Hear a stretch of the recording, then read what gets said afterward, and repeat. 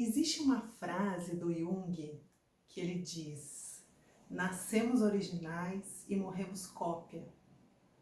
Que eu gosto muito dessa frase e eu acho que ela ilustra bem o vídeo de hoje, que é o quarto de uma série de 5 vídeos que nós estamos fazendo sobre os desafios, alguns desafios que podemos encontrar no caminho do autoconhecimento.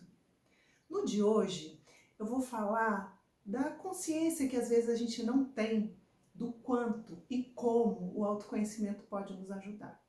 Por isso eu comecei com essa frase: nascemos originais e morremos cópia. Esse processo da gente morrer cópia acontece no nosso inconsciente. Nós nascemos muito originais, como qualquer criança. É bonito de ver a criança.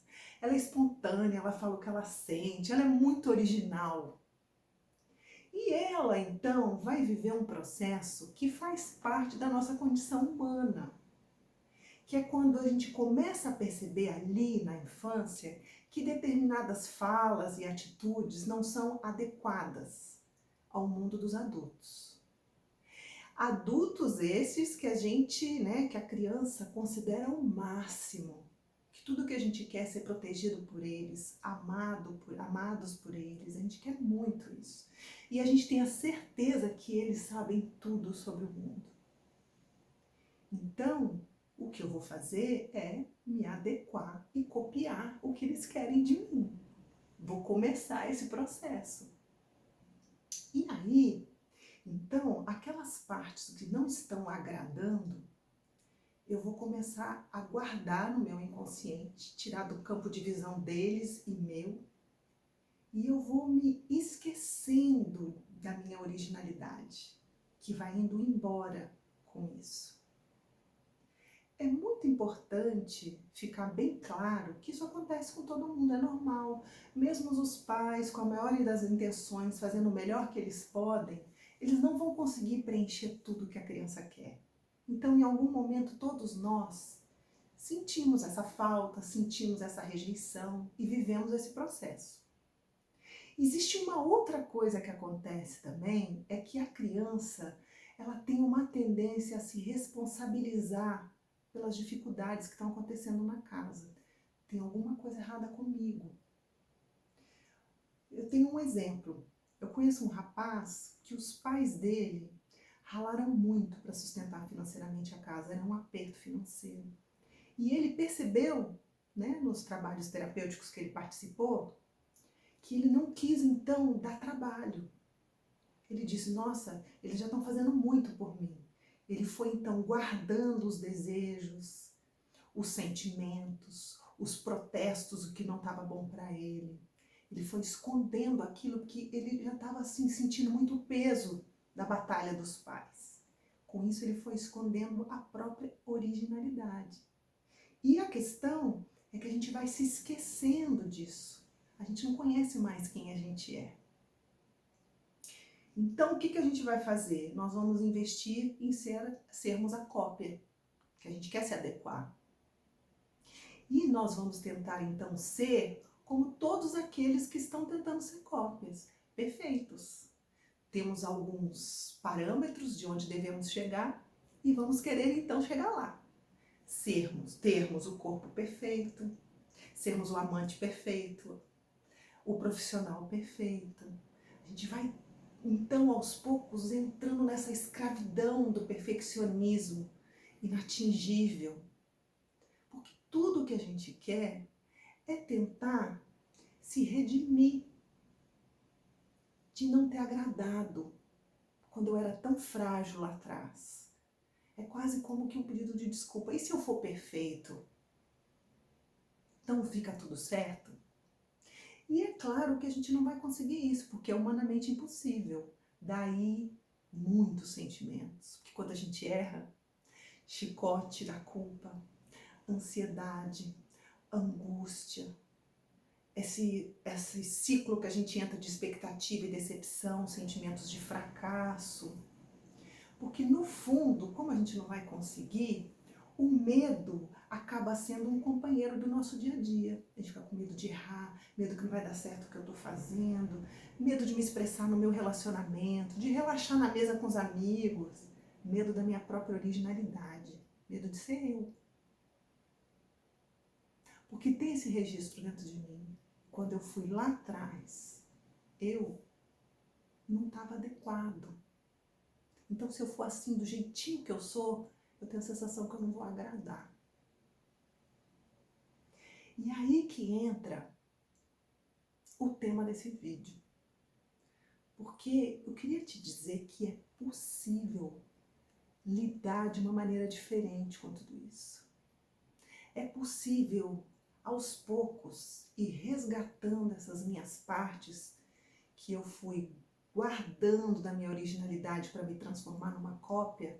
É possível ir aos poucos resgatando isso para que eu possa ter uma vida mais completa, porque eu fico incompleta sem essas minhas partes.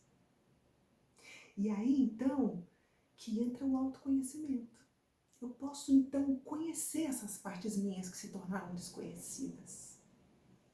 E aí, nesse caminho, eu vou acolhendo aquela dor que eu senti, entendendo do porquê que aquilo tudo aconteceu, o impacto que teve sobre mim.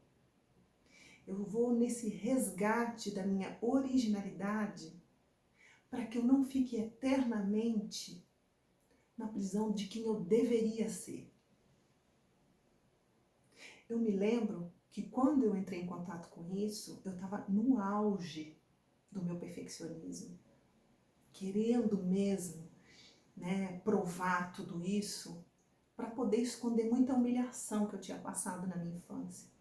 E quando eu percebi que existiam outras maneiras de lidar, que era me conhecendo, que era resgatando tudo isso que eu tinha passado, e não jogar para fora, para debaixo do tapete, tentar me tornar alguma coisa, foi um alívio tão grande que eu simplesmente, me apaixonei por isso.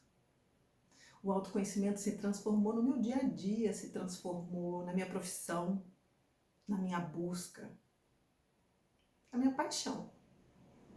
Então, aquele alívio que eu senti lá é o real motivo, de eu estar sentada aqui hoje falando isso aqui para você.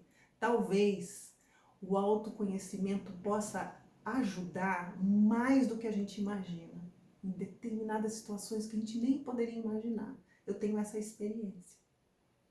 É claro que eu não estou falando de uma mágica. Eu estou falando de um processo de amadurecimento. Todo processo de amadurecimento requer paciência, persistência. A gente olha para a natureza e fala, nossa, olha, aquela fruta está amadurecendo, aquilo ali está amadurecendo. Nós também estamos nesse processo. Nós somos a natureza. É que a gente às vezes não consegue ver por dentro, mas isso está acontecendo. E eu percebo que no autoconhecimento, a gente vai então trabalhando isso. E aí, aos poucos, aquela criança machucada, através desse entendimento, do sentir, tudo isso, ela vai sendo convidada a deixar algumas coisas para trás e ir em direção a um adulto saudável, original,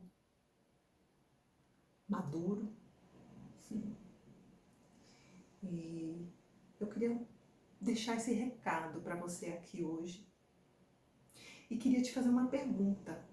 Você sabe dizer uma característica que é da sua originalidade e que você tem coragem de assumir? Se você tiver, coloca aqui nos nossos comentários, dá esse passo de dizer, isso aqui é original de fábrica meu, isso veio comigo. Tem um que eu sinto que eu trago. Lógico que nós trazemos muitas, Eu acho que o humor, por exemplo, faz parte da minha originalidade.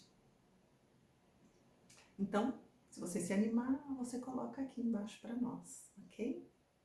E nós estamos então caminhando para o nosso 5º vídeo, que vai ser sobre o jogo de acusação, que você vai ver que vai ser muito legal, é uma armadilha totalmente conectada à nossa dependência do outro, você vai ver isso, e a gente se encontra então lá.